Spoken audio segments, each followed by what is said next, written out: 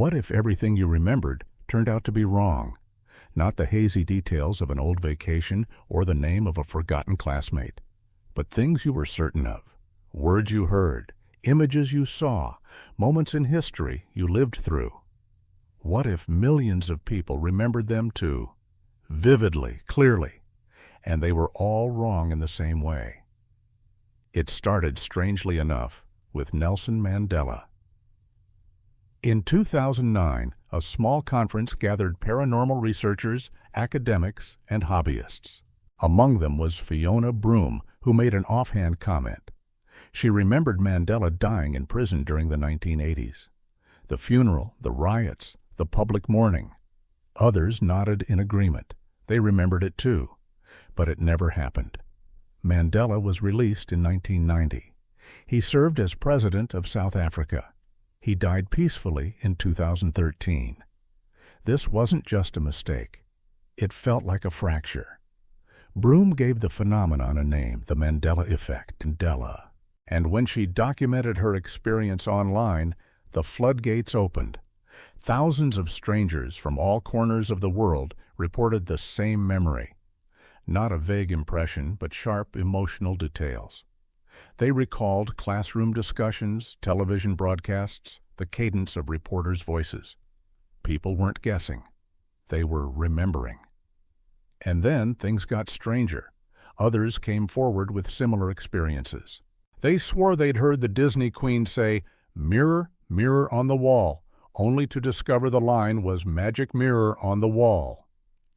They remembered the Baronstain Bears, spelled with an E, not the Baronstain that appeared on every book. They could hum the end of Queen's anthem, "We are the champions of the world," but the studio version ended sooner. No one was trying to deceive. These memories felt real. Scientists began to take notice. Researchers in cognitive psychology and neuroscience studied the phenomenon and found that the brain's ability to create false memories is powerful. When enough people share the same false detail, it forms what seems to be a collective memory. Brain scans revealed something startling. False memories activate the same regions as true ones. To your mind, they are the same. How could entire populations recall events, quotes, and images that never existed? Was it media influence? Cultural reinforcement? A glitch in human cognition? Or something else, something we didn't yet understand? As the number of these anomalies grew, the Mandela Effect turned into more than an odd curiosity. It became a map of our consciousness, hinting at blind spots in how we remember, process, and share reality. It showed us that what we call the truth is sometimes assembled from fragments that may not belong to it. This is not a story about conspiracies. It is not about manipulation or lies. It is about something far more intimate, the mystery of memory and the fragile line between perception and fact. Over the next 13 chapters, we'll explore 10 of the most iconic Mandela effects, from altered maps and missing monocles to movie quotes that were never spoken. We'll trace the scientific theories, the cultural echoes, and the strange emotional weight that false memories carry. With each step, we'll ask not just what people remember, but why they remember it that way. This is a story of memory unbound, of history rewritten, not by erasure, but by belief. And it begins with a simple question. What if the mind remembers not what happened, but what it needed to see? Welcome to a journey into the most haunting museum of human experience, where fact and memory are not always on speaking terms. It began with a name most of us grew up with, the Baronstain Bears, a cozy children's book series filled with life lessons, bedtime morals, and that unmistakable family of bears living in a treehouse. Parents read it aloud. Children memorized the words. The books were everywhere in the 1980s and 1990s. School libraries, birthday gifts, crumpled in the back seats of minivans. And the name? It was always Baronstain, with an E. Except it wasn't. Pull out one of the original books today, and the cover reads, The Baronstain Bears, with an A, not just one or two copies. All of them. Every print, every official record from the very beginning in 1962. The family name has always been spelled Baronstain. But that's not what millions of people remember. They remember the E as clearly as their own childhood handwriting. Some even remember correcting others for saying it wrong. The shared certainty has sparked heated debates, family arguments, and sleepless nostalgia-fueled searches through basements and attics. People have scoured their homes for proof: old VHS tapes, library checkout slips, worn-out storybooks, believing they'd find that lost spelling. They never do. Psychologists studying memory formation have pointed out that Stein is a far more common suffix than stain. Think Frankenstein, Einstein, Bernstein. The mind, ever eager for patterns, may have filled in what it expected to see. That theory, while plausible, doesn't quite explain the intensity of the reaction. The sheer number of people who insist they remember the E is too great to dismiss with linguistic convenience. Online communities have emerged dedicated to documenting the phenomenon. Some theorize timelines diverged. Others blame faulty memory. Still others suggest we're glimpsing parallel histories, a kind of cognitive echo from an alternate past. But the dominant emotion isn't fear, it's confusion, a kind of emotional vertigo. If something as simple and constant as the spelling of a childhood book can shift, what else can? There's a strange pain that comes with discovering a memory you'd swear by is not shared by reality. You don't just question the fact, you begin to question yourself, your past, your sense of the world's continuity. Yet there's comfort in the numbers. You're not alone. Thousands remember the same thing. They remember the cover, the pronunciation, even the feel of the books. These are not vague impressions. They're vivid, personal, emotionally rooted. So what do we make of it? The Baronstain Bears incident serves as a gateway, a first glimpse into a deeper puzzle. It's a reminder that memory is not a fixed archive. It's a living thing. It reshapes itself around expectation, emotion, and shared experience. And sometimes the collective shape it takes doesn't match the recorded truth. Maybe it never did. In a world where every letter seems stable, every name certain, the Berenstain mystery invites us to look again. To wonder how many of our certainties were built not on facts, but on familiar echoes. Echoes that, while wrong, still feel more real than the truth ever could. What happens when the stories we carried with us turn out to be stories we created? Not out of deception, but out of trust in our own minds. Mirror, mirror on the wall, who's the fairest of them all? The line is iconic. Woven into childhoods, echoed in Halloween costumes, spoken in jest or reverence. It's one of those phrases that feels like it's always existed, etched into our collective imagination. But go back and watch Disney's original 1937 Snow White, and you'll be met with a quiet disruption. The Queen never says those words. Instead, she begins, "Magic mirror on the wall." No mirror, mirror, no rhythmic double. The moment lands just a little differently. And for millions, it's jarring. The realization struck many around 2012 when internet forums and trivia quizzes began highlighting the discrepancy. People expressed confusion, even disbelief. How could something so universally remembered be false? How could we all be wrong, together? The reaction wasn't casual, it was visceral. People described the memory as a fixed point in their early lives, sitting cross-legged in front of a glowing television, mouthing the words, "with the villain." Some swore they could hear the cadence, see the Queen's face as she delivered the line. A line that, in Disney canon, never existed. But the truth is more complicated. Mirror, mirror does appear in earlier versions of the tale. The brothers Grimm wrote it that way. Generations passed the phrase along through bedtime stories and theatrical retellings. Disney, when adapting the fairy tale, altered it, perhaps for poetic rhythm, perhaps for tone, but the world outside the studio didn't follow. Merchandise, books, even theme park attractions often echoed the incorrect version. The wrong line became right in the cultural imagination. Psychologists who study memory say this is a textbook example of a false memory reinforced by repetition and expectation. Mirror, Mirror feels more lyrical, more symmetrical. Our minds prefer its rhythm, and once it took root in parodies, advertising, and cartoons, it became part of the mythos. The actual line, Magic Mirror, was quietly erased, overwritten by something that never was. But here's where it turns uncanny. Some people don't just remember the words, they remember hearing them, clearly, spoken aloud by the animated queen.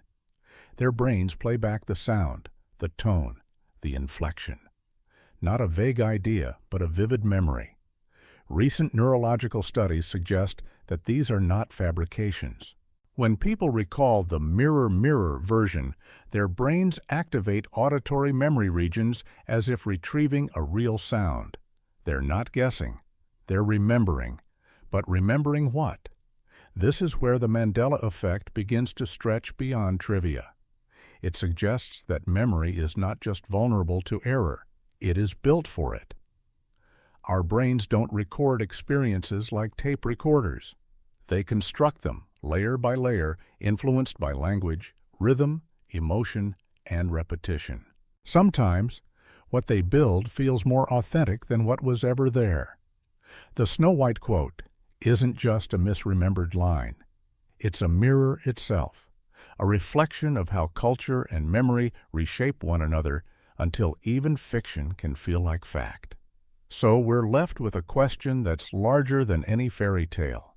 If our most familiar memories can shift under scrutiny, how many of them are truly ours? And how often do we live in worlds that never were, simply because we remember them that way? The anthem plays. A stadium roars. A voice rises above the noise. Freddie Mercury, clear, commanding. We are the champions of the world. Except that's not how the song ends. In Queen's original studio recording of We Are the Champions, the line cuts off before that final phrase. It ends simply with We Are the Champions. No triumphant declaration of global conquest, just a quiet, unresolved pause. But millions remember it differently. Ask longtime fans, sports broadcasters, or karaoke regulars. They'll swear by the full phrase.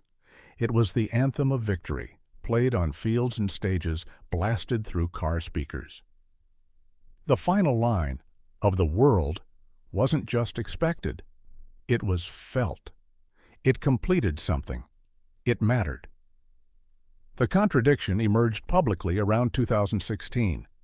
Online discussions and reaction videos documented widespread surprise.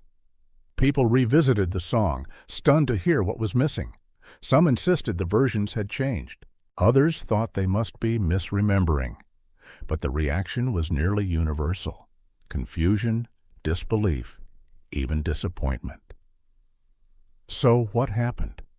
Part of the answer lies in Queen's live performances. Freddie Mercury, ever theatrical, often added the line at the end during concerts.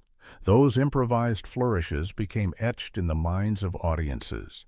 Later, media montages, film soundtracks, and televised events leaned into the more dramatic version, reinforcing the expectation.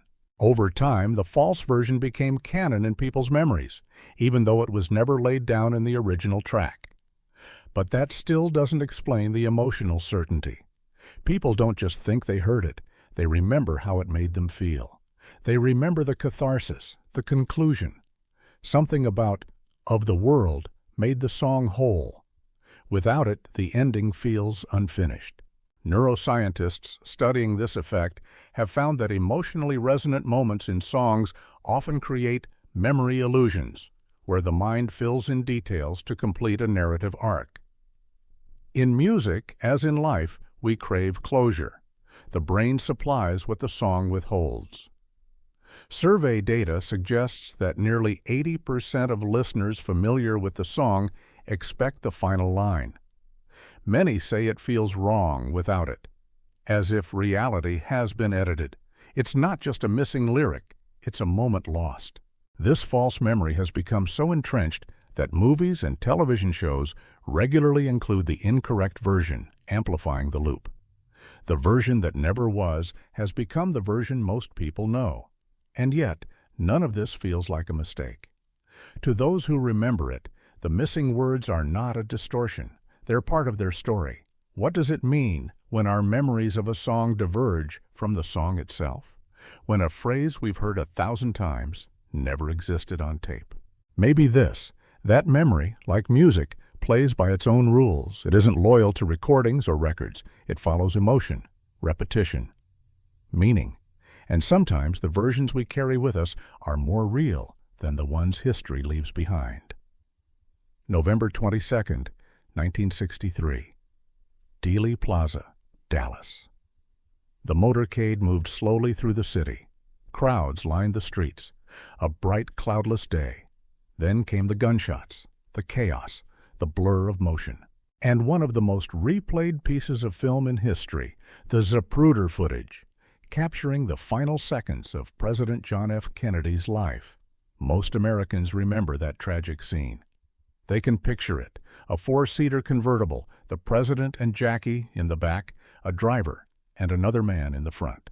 That's how it was taught in classrooms, portrayed in reenactments, embedded in documentaries. Except that's not what the footage shows. The car wasn't a four-seater. It was a six-seater.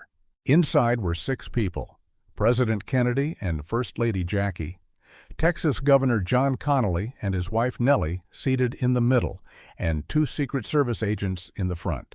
That's what the visual record confirms. And yet, millions recall only 4. When this discrepancy surfaced in online discussions, it sparked confusion and disbelief. People returned to the footage and photographs expecting familiarity. Instead, they felt disoriented. Some described the car as too long, too crowded, as if something fundamental had changed. Why is this memory so pervasive and so wrong? Psychologists suggest that memory simplifies traumatic events. The mind narrows its focus, filters out peripheral details, centers on the emotional core. In this case, the president, the first lady, the moment of loss. Everything else fades. Media coverage, too, often emphasized the central figures. Reenactments and illustrations sometimes used smaller cars for visual clarity, reinforcing the simplified version. But the real mystery lies not just in what was forgotten, but in the emotional intensity people attach to their memories. This isn't a vague recollection. It's a vivid, confident one. For many, it's a foundational moment in their relationship with history. To discover it's partially false feels like a betrayal. Surveys show that nearly 40% of Americans over the age of 50 recall only 4 passengers. When shown the 6-person footage, they report a sense of unease, as though the past had shifted beneath them. This reaction isn't just cognitive, it's emotional. The Kennedy assassination, perhaps more than any other 20th century event, has become a kind of national trauma, a moment frozen in amber. And trauma reshapes memory. It edits, distills, protects. The 6-seater car has always been there. But for millions, it wasn't in their memory, not until now. This divergence doesn't mean we've been misled. It means memory itself is fluid, especially in moments of emotional intensity. Our minds hold onto the symbols, the waving hand, the pink suit, the open sky. Details like car seats and passengers become background, subject to distortion. So we're left with an unsettling question. If memory can alter the shape of a national tragedy, how much of our shared history lives in stories we think we remember, but never truly saw? And what does it mean when truth and remembrance part ways, not through deception, but through the mind's quiet need to simplify the unbearable? Maps used to feel like certainty. They were hung in classrooms, folded in atlases, printed on airline magazines. Geography was supposed to be fixed, a truth etched in coastlines and compass points. But then came the questions, simple ones at first. Isn't South America supposed to be directly below North America? Many answered yes. They could picture it. North America at the top, South America extending straight down like a tail. That's how it was drawn in childhood sketches, remembered from school quizzes. But pull out a modern map and see the surprise. South America is shifted dramatically eastward. Much of it sits beside, not below, the southeastern United States. Argentina lines up closer to New York than to Mexico. The realization was subtle but profound. People didn't just feel confused, they felt betrayed. In 2014, educators began noticing something odd. Students, bright, attentive ones, were misplacing South America on blank maps. Not just by a little, consistently, repeatedly. They weren't guessing, they were recalling. This led researchers to dig deeper. Was this poor education? A gap in curricula? Or something stranger? Dr. Sarah Cream-Rager, a spatial memory expert, conducted international studies. Participants across continents showed similar errors. Americans, Europeans, Asians, diverse backgrounds, identical misplacement. The pattern was too consistent to be chance. And then the stories came. People described learning geography as children, placing felt cutouts on bulletin boards, coloring in maps, tracing borders with crayons. Their memories were clear. South America extended downward, neatly below Central America, as if tethered by an invisible string, but the real map says otherwise. Why the discrepancy? One theory points to common map projections. The Mercator projection, used widely in education, distorts the world to fit rectangular pages, stretching and repositioning continents subtly. Over time, those distortions become internalized. Our mental maps adapt to what we repeatedly see, even if it's not accurate. But that's only part of it. What unsettles people is not the abstract geography. It's the strength of their false memory. Some speak of staring at globes for hours, of drawing maps over and over. They aren't confused. They're sure. Neurological studies show that spatial memories, like emotional ones, are encoded deeply. They live not just in the mind's eye, but in the body's sense of direction, orientation, balance. When that sense is challenged, it's more than cognitive, it's visceral. So when you see South America askew, it's not just the map that's out of place. It's you. What do we make of a world we thought we knew, only to find it subtly different? When geography bends, not in fact but in memory, what else might have shifted when we weren't looking? Perhaps the map of the world is less about land and borders, and more about the delicate cartography of the mind. And maybe the continents we carry inside us don't always match the ones on paper. He stood alone, defiant. A man in a white shirt, holding shopping bags, facing down a column of tanks in Tiananmen Square. The image is burned into the collective memory of the world. It's been called one of the most powerful moments of resistance ever captured on camera. But how does it end? Ask people who were alive in 1989, who remember the broadcast, and many will say the same thing. The tanks didn't stop. They rolled forward. He was run over, crushed. The screen went black, except that never happened. In every piece of verified footage, the tanks stop. The man climbs onto one, exchanges words with a soldier, then steps down and walks away, eventually vanishing into the crowd. He was never harmed, not in that moment, not on film. And yet millions remember a different version. The phenomenon came to light during a wave of online discussions in 2014 as the 25th anniversary of the Tiananmen protests approached. People expressed disbelief, even grief, upon rewatching the footage. They remembered feeling devastated by the image of the man being run over. They remembered the silence that followed, the weight of it. Dr. Elizabeth Loftus, a pioneer in memory research, studied the case and found something startling. Those false memories were not casual misunderstandings. They included rich detail, camera angles, crowd reactions, emotional responses. People weren't imagining the event, they were reliving it. Why did so many minds rewrite the ending? Perhaps it was context. Hundreds died during the Tiananmen Square crackdown.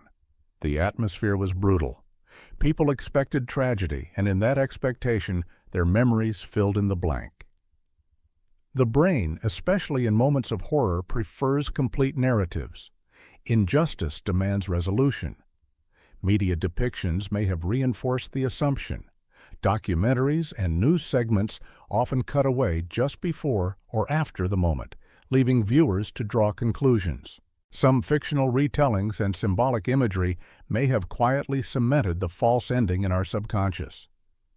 Neurological scans show that people recalling the imagined version exhibit activity in trauma-related brain regions. They respond as if they witnessed something horrific. Their bodies remember grief that was never prompted by real footage. This isn't a failure of intelligence. It's a demonstration of how deeply memory intertwines with belief, expectation, and emotion. The man in the image remains anonymous, his fate unknown. But the memory of him, his stillness, his courage, endures. It endures so powerfully that, for many, the story had to end in sacrifice. Anything else felt incomplete. And so the memory changed. What does it mean when history's most iconic moments evolve, not through evidence, but through feeling? Perhaps this, that the human mind, in trying to make sense of the world's pain, sometimes writes endings that never happened. And in doing so, it reveals something deeper, not just about memory, but about what we need stories to be. He's instantly recognizable. The top hat, the cane, the tuxedo, the white mustache. The Monopoly Man, Rich Uncle Pennybags, has been a staple of American pop culture for over 85 years. He represents wealth, luck, and a bit of cheeky capitalism. But most of all, he's known for one iconic accessory: a monocle. Except he never wore one. That's right. In every official version of the Monopoly game, dating back to its earliest editions, the character has no monocle. Yet millions of people vividly remember him with one. They picture him peering down his nose, monocle glinting, as he collects rent and passes go. The revelation, which gained widespread attention in 2017, left people reeling. Social media lit up with disbelief. Memes and costume photos showed people dressing as the Monopoly Man, with monocles. They weren't just misremembering. They were reenacting a memory that never existed. Why is the false image so strong? Part of the answer lies in visual association. Wealthy cartoon characters have long been depicted with monocles. Mr. Peanut, for instance, has one. The monocle is shorthand for affluence, a relic of an older aristocracy. Our minds, craving symbols and shortcuts, may have projected it onto the Monopoly Man. After all, he fits the mold: rich, old-fashioned, eccentric. But the depth of the memory goes beyond visual stereotypes. When researchers asked participants to draw the Monopoly Man from memory, over 80% included a monocle. They weren't guessing, they were confident. What's more, people recall specific childhood memories: seeing the game board, lifting the box lid, staring at the logo. They remember the glint of the monocle, the gesture of him adjusting it. All imagined. All wrong. Dr. Kimberly Wade, who studies memory distortion, notes that images from childhood are especially prone to alteration. They blend with media, with parody, with other characters. Over time, the brain merges similar images into one. It's not deception. It's a form of creative remembering. Pop culture hasn't helped. Movies, cartoons, and Halloween costumes have reinforced the monocle version. The false image has become so widespread that it often replaces the real one in public consciousness. The Monopoly Man with a monocle exists everywhere, except in the game itself. This case is more than a quirky error. It reveals how memory doesn't just record reality, it reshapes it. We remember what fits. A monocle makes sense. It completes the image. It tells a story. But what happens when those stories overwrite the truth? Perhaps this, that memory is a collaboration between perception and narrative, and sometimes what we see in our minds is more compelling than what's ever been printed. And so we ask, if even a face we've seen 1,000 times can change in our memory, what else might be wearing disguises we never noticed? It's a logo most of us never thought twice about. A simple arrangement of fruit, apples, grapes, leaves, bright and cheerful. The label on a t-shirt, the tag on underwear. Fruit of the Loom. But if you ask people what else was in that logo, a surprising number will say a cornucopia. They remember it clearly. A woven horn behind the fruit, curved and brimming. A symbol of abundance. Some even say it taught them the word cornucopia. But here's the twist. The cornucopia was never there, not in any version of the logo, not in any official trademark filing, not on any original packaging. Fruit of the Loom has confirmed this again and again. The logo always featured fruit alone. No horn, no basket, no container. Yet the false memory persists. The reaction when people learn the truth is almost always the same: disbelief, shock, a compulsion to search old clothes, to Google vintage designs. Some insist they saw it with their own eyes. Others describe pointing it out to children or learning the meaning of the image in school. This isn't a fleeting thought. It's a foundational visual memory. Why do so many people remember an object that never existed? Psychologists believe this is a classic case of associative memory. The concept of fruit gathered together naturally suggests a container. The mind fills in the image, especially when that container is culturally linked to the idea of harvest or plenty. The cornucopia fits so neatly, so symbolically, that it becomes part of the picture. But it goes deeper. Dr. Carol Laney, who studies brand memory, discovered that many people internalize commercial images through repetition and emotional context. The Fruit of the Loom logo is tied to childhood routines, getting dressed for school, helping with laundry, shopping with parents. These are intimate, repetitive moments where a mental image is formed and reinforced. Over time, the memory becomes more than visual. It becomes emotional, and emotions help seal in the details, real or imagined. Interestingly, some parody merchandise has featured the false logo. So have Halloween costumes and fan art. This has created a feedback loop, reinforcing the incorrect image and blurring the boundary between official design and cultural memory. Once again, we find ourselves confronting a simple truth. The mind is not a camera. It does not develop negatives. It builds impressions. And sometimes it builds them beautifully wrong. So what does it mean when a cornucopia appears in our memories, but not in reality? When we remember not just the thing, but its texture, its shape, its color, it suggests that memory is not passive, it's creative. We don't just remember what was there. We remember what made sense, what felt right, what completed the picture. And perhaps, in some part of us, the fruit still spills from a horn that never existed, but always seemed like it should have. He leaned into the glass, eyes piercing, voice calm. "Hello, Clarice." It's one of the most quoted lines in modern cinema, eerie, intimate, unforgettable. The chilling greeting of Hannibal Lecter to FBI trainee Clarice Starling in The Silence of the Lambs. It's been parodied endlessly, used in commercials, whispered at costume parties. The phrase has become part of the cultural lexicon, except he never said it. In the film's actual dialogue, Anthony Hopkins greets her with, "Good evening, Clarice." Not hello, not with that pause and that cold charm that audiences swear they remember. So why do millions of people remember it so vividly? The discrepancy first gained attention in the late 2010s when movie buffs began revisiting classic films.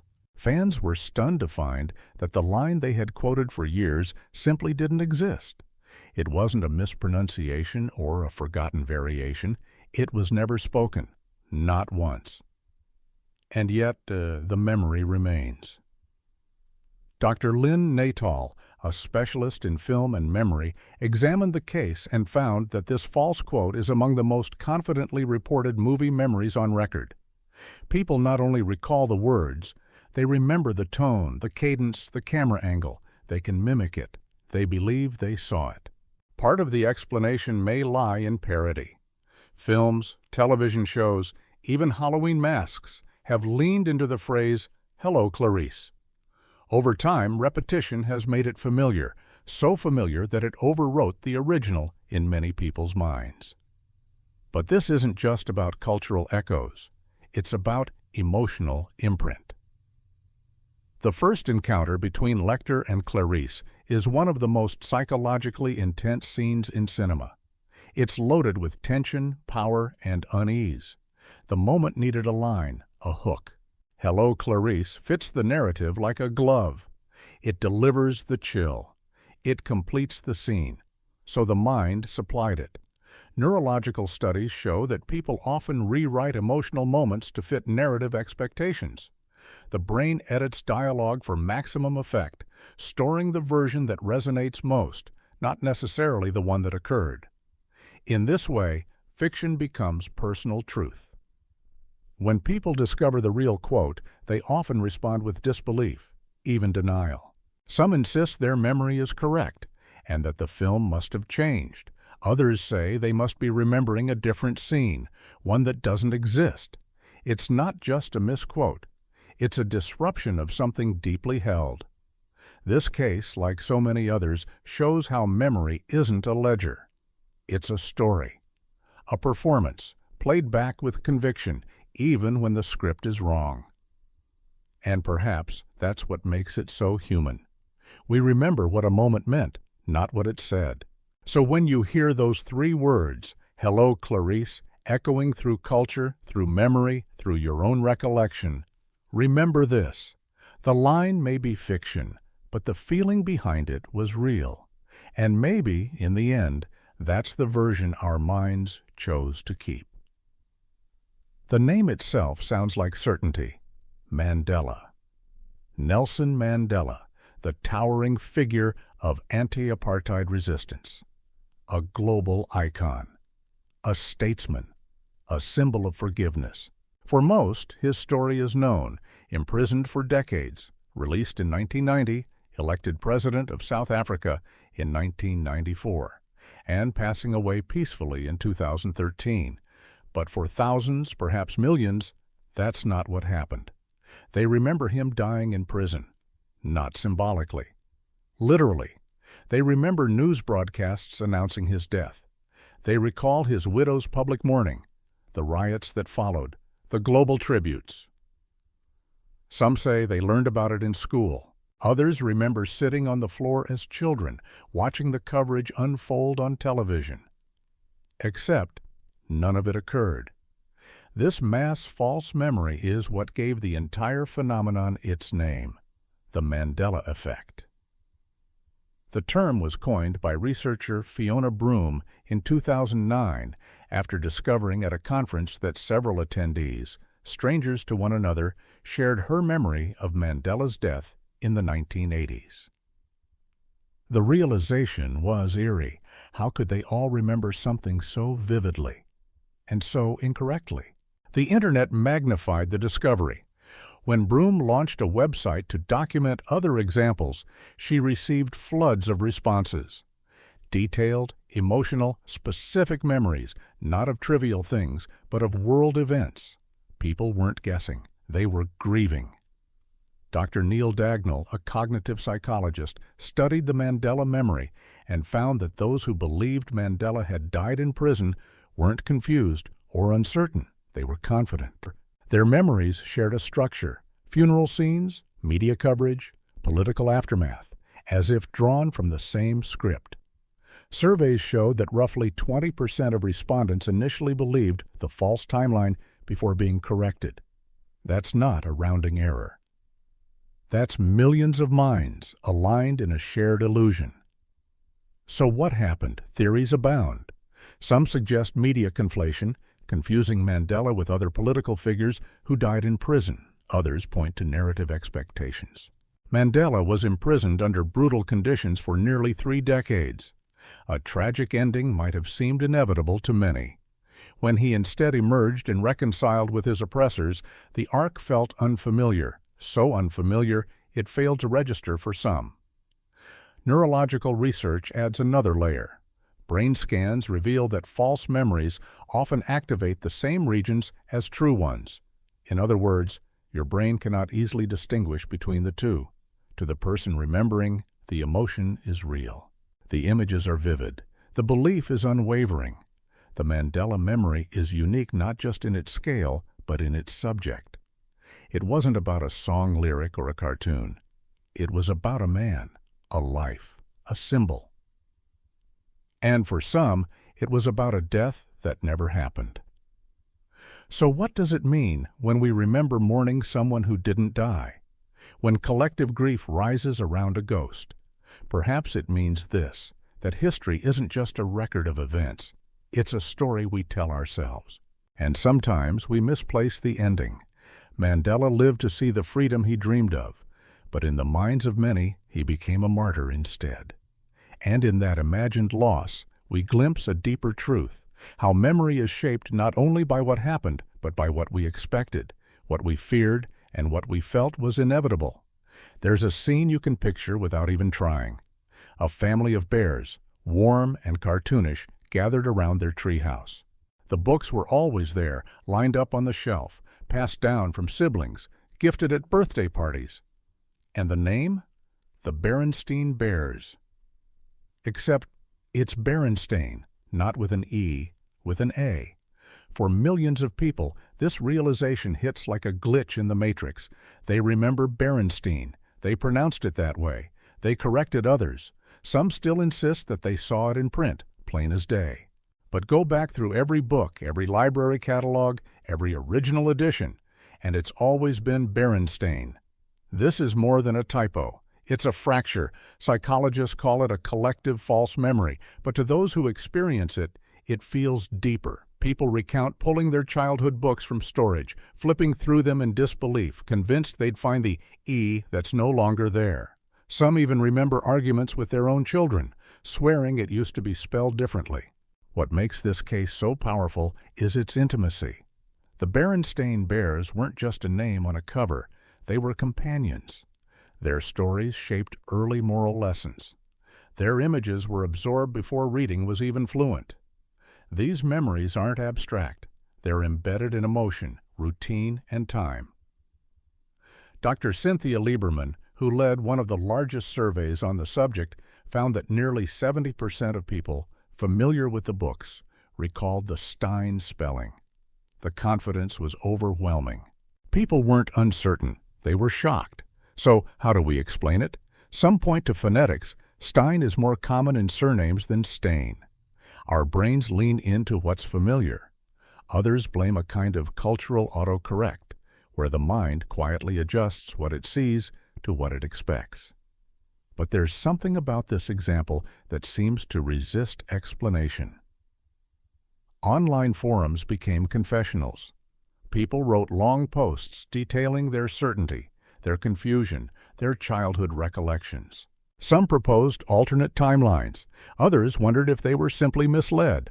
But the dominant emotion was unease, a small, nagging doubt that if something so basic could be wrong, what else might be? This wasn't just about spelling, it was about stability. A small tear in the fabric of memory. And here's where it gets philosophical. The Baronstain Bears didn't change. The books are the same. The past, by all accounts, is intact. But your version of the past? That's another story. So we ask, if the things we trust most, our early memories, the sounds of familiar names, can slip through our fingers, what is memory made of? Perhaps not fact, but feeling. Not record, but rhythm. And perhaps, in some quiet corner of the mind, the Baronstain Bears still live on, a version that never was, but always felt right. They were everywhere, at sports events, in movies, on television. A chorus of voices, arms linked, swaying to the rhythm of unity and triumph. We are the champions of the world.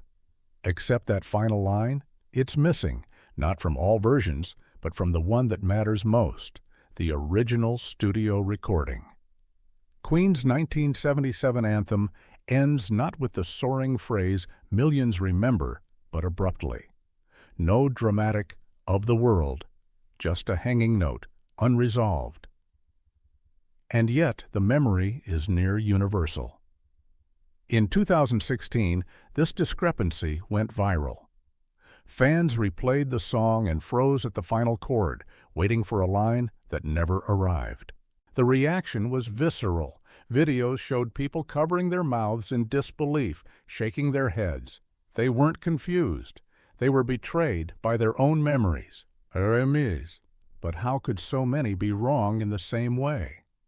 Dr. Julia Shaw, an expert on false memory, studied the Queen lyric effect and discovered a remarkable consistency. Not only did people remember the wrong ending, but they described emotional experiences linked to it, singing along with friends, hearing it played after victories, feeling the final note as a moment of catharsis. So, where did it come from? The answer lies in performance. Freddie Mercury often included the line in live concerts. The phrase appears earlier in the song, creating an expectation. And over the years, pop culture reinforced it. Films, commercials, and parodies frequently end the song with the non-existent lyric, feeding a loop that blurred the boundary between memory and media. Our minds, attuned to narrative arcs, crave closure. Of the World felt like a natural finish. It gave the anthem its full crown, but memory doesn't just reflect reality. It shapes it. Musical memories are particularly vulnerable to distortion. We store songs not as fixed recordings, but as emotional experiences. We hum, we fill in, we complete. And sometimes we complete them with something that was never there. In survey after survey, people chose the incorrect ending. And when corrected, many felt a strange sense of grief, as if something had been taken, not added. The phenomenon isn't about a band or a song. It's about the power of shared illusion. The idea that memory, when echoed loudly enough, becomes a kind of truth.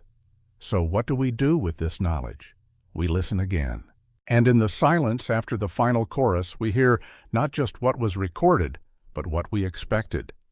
Perhaps that's the hidden lyric of the Mandela Effect. Not just a line remembered, but a longing fulfilled. A reminder that even when the music stops, our minds keep singing. Look closely at the pieces we've explored. A name that changed, a quote that never was, a continent out of place, a memory of death that never occurred. These aren't isolated slips or quirks of faulty recall. They form a pattern, one that speaks not only to how we misremember, but why. At the heart of the Mandela Effect is a question both haunting and deeply human. If so many people can share the same vivid false memories, what does that say about memory itself? The answer may lie not in error, but in design.